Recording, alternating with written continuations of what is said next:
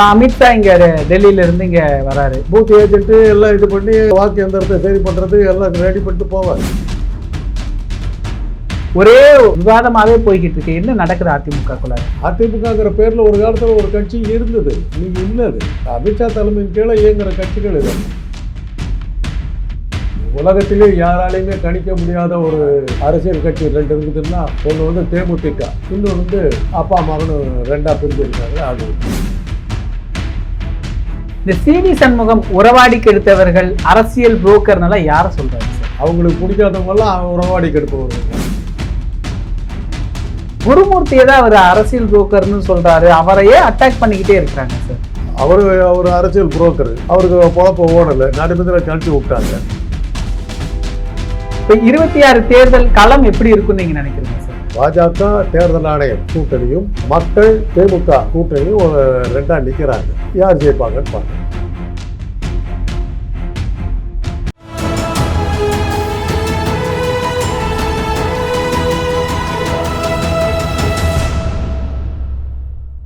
தமிழ் நிறம் நேயர்களுக்கு வணக்கம். இன்று நம்மிடையே அரசியல் விமர்சகர் திரு காந்தராஜ் அவர்கள் இணைந்துள்ளார். சார் வணக்கம் சார். அதிமுகக்குள்ள என்ன சார் நடக்குது? ஒரு பக்கம் ஓபிஎஸ் போய் அமித்ஷாவை பார்க்குறாரு, அமித்ஷா இங்கே சென்னை வராரு, இபிஎஸ்ஸை நயினார் சந்திக்கிறாரு, இந்த பக்கம் அண்ணாமலை போய் அமித்ஷாவை பார்த்துட்டு வராரு. ஒரே விவாதமாகவே போய்கிட்டு இருக்கு. என்ன நடக்குது அதிமுகக்குள்ள? அவங்க எல்லாமே பாஜக தாங்க. அதிமுகங்கிற பேரில் ஒரு காலத்தில் ஒரு கட்சி இருந்தது, இன்னைக்கு இல்லை. அது செங்கோட்டையனும் அப்போ அமித்ஷாவை தான் பார்க்குறாரு, பழனிசாமி அமித்ஷாவை தான் பார்க்குறாரு, இப்போ விஜய் அமித்ஷாவை தான் பார்த்துட்டு எல்லாரும் அமித்ஷாவை தான் பார்த்துட்டு. அமித்ஷா தலைமையின் கீழே இயங்குற கட்சிகள் இதெல்லாம். ராமதாஸ் அமித்ஷாவை தான் பார்த்துட்டு எல்லாமே ஒரே கூட்டம் தாங்க. ராமதாஸை சொல்றீங்களா, அன்புமணி ராமதாஸை சொல்றீங்களா? ரெண்டு பேரும் அப்பா அம்மாவும் யார் கூட சேருவாங்கன்னு யாருக்கு தெரியும்? உலகத்திலே யாராலையுமே கணிக்க முடியாத ஒரு அரசியல் கட்சி ரெண்டு இருக்குதுன்னா, ஒன்று வந்து தேமுதிக பிரேமலதா தலைமையில் இருக்குது, இன்னொன்று அப்பா மகனும் ரெண்டாக பிரிஞ்சிருக்காங்களே, அது ஒன்று.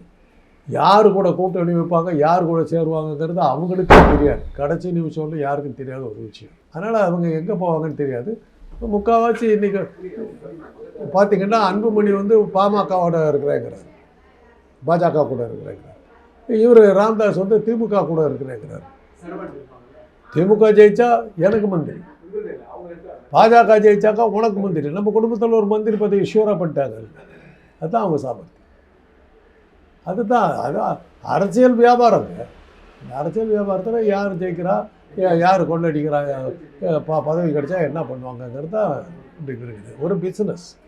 அந்த பிஸ்னஸ் இதெல்லாம் ஒரு டெக்னிக், அவ்வளோதான்.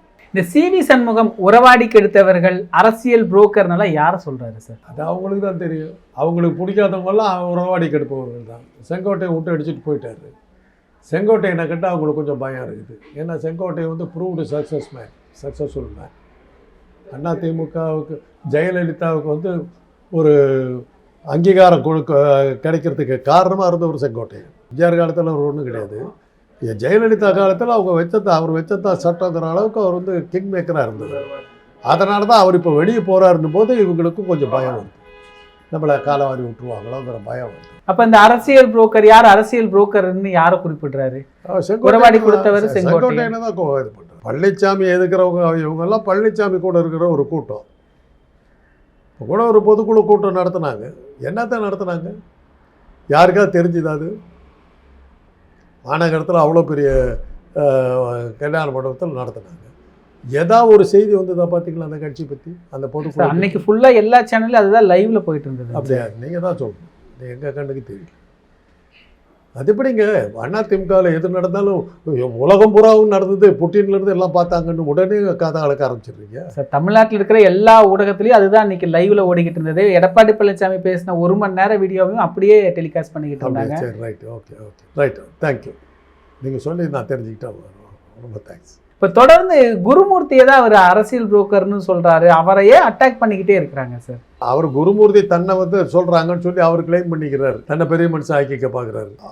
அவர் அரசியல் புரோக்கர், அவருக்கு பொழப்ப ஓடலை, நடுமதில் கழட்டி விட்டாங்க. நடுமதில் கொஞ்ச நாள் சமீப காலமாக ஒரு வருஷமா 2 வருஷமா அவர் எங்கே இருக்காருன்னு கூட தெரியாது. அதெல்லாம் மறுபடியும் உள்ளே வரதுக்கு பார்க்குறாரு. தேர்தல் நேரத்தில் இந்த புரோக்கரேஜில் சத்துள்ள மனிதனாக மாறுவார்.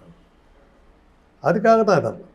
இப்போ குருமூர்த்திக்கு எதிராக இபிஎஸ் தரப்பு திரும்பிட்டாங்க அப்படின்னு புரிஞ்சுக்கலாமா? அதே குருமூர்த்தியால் உபயோகம் இருக்குதுன்னா சேர்த்திக்க போகிறாங்க, இல்லைன்னா தூக்கி எறிய தான் போகிறாங்க. அதில் என்ன இருக்குது?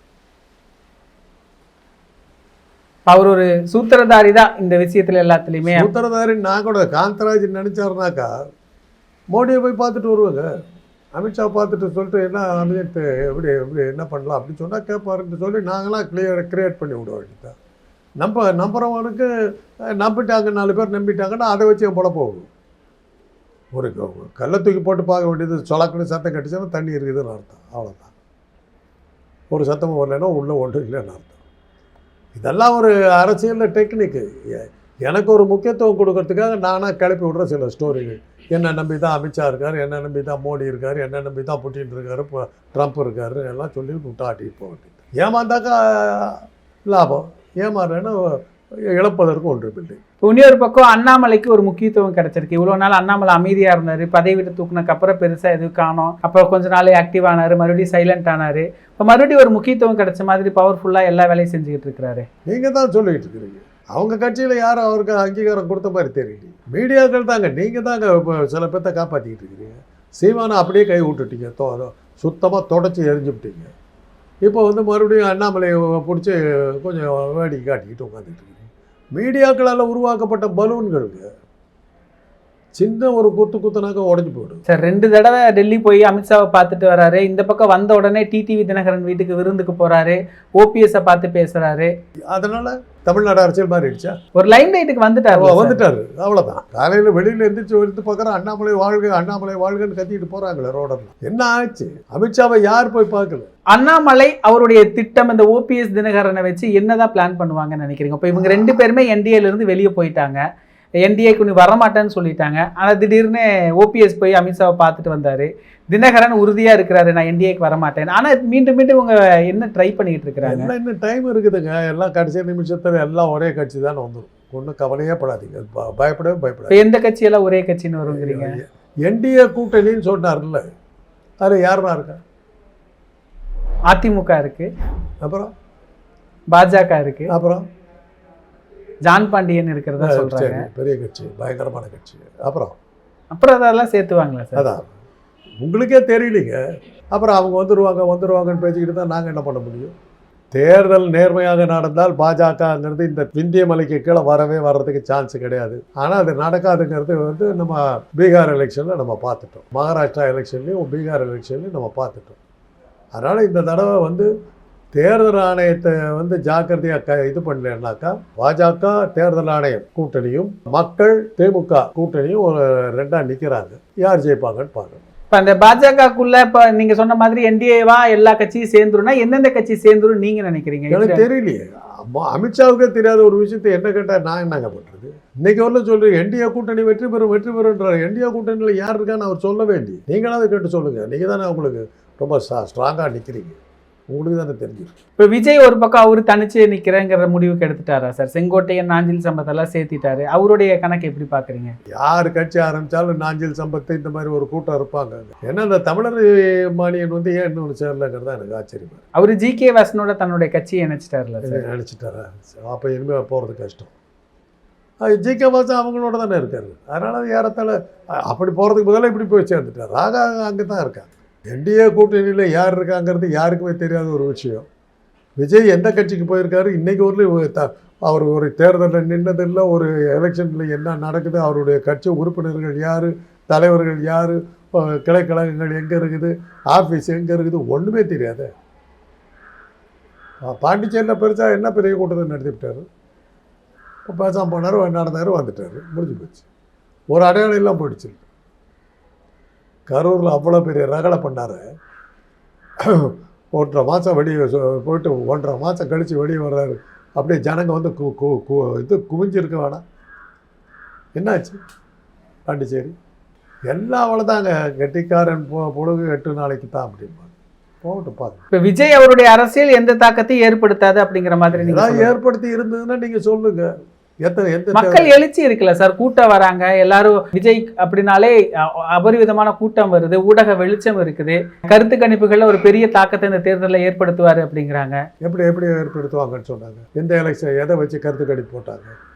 எந்த தேர்தலில் அவர் நின்னாரு? எந்த தேர்தலில் அவர் ஜெயிச்சார்? எந்த கட்சி தேர்தலையாவது நடத்தினாரா? பொதுக்குழு உறுப்பினர்கள் சொன்னார். அந்த பொதுக்குழு உறுப்பினர்களை தேர்ந்தெடுத்தது யார்? அதையாவது நடத்தினாரா அவர்?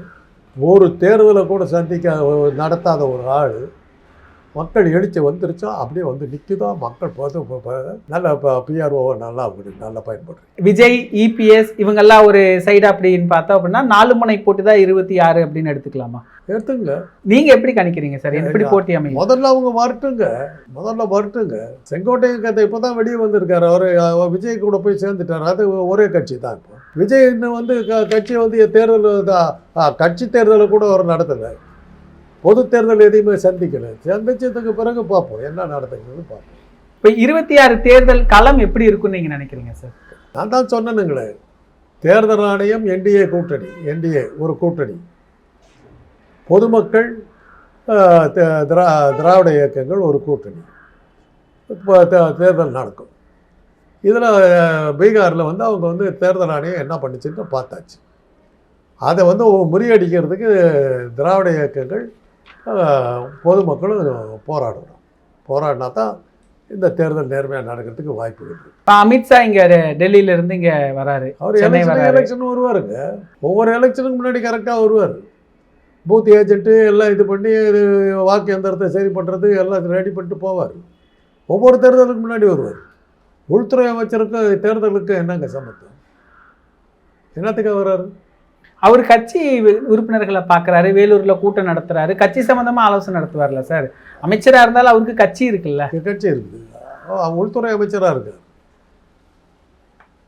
அது இருக்குது. அதைத்தாங்க சொல்கிறோம்.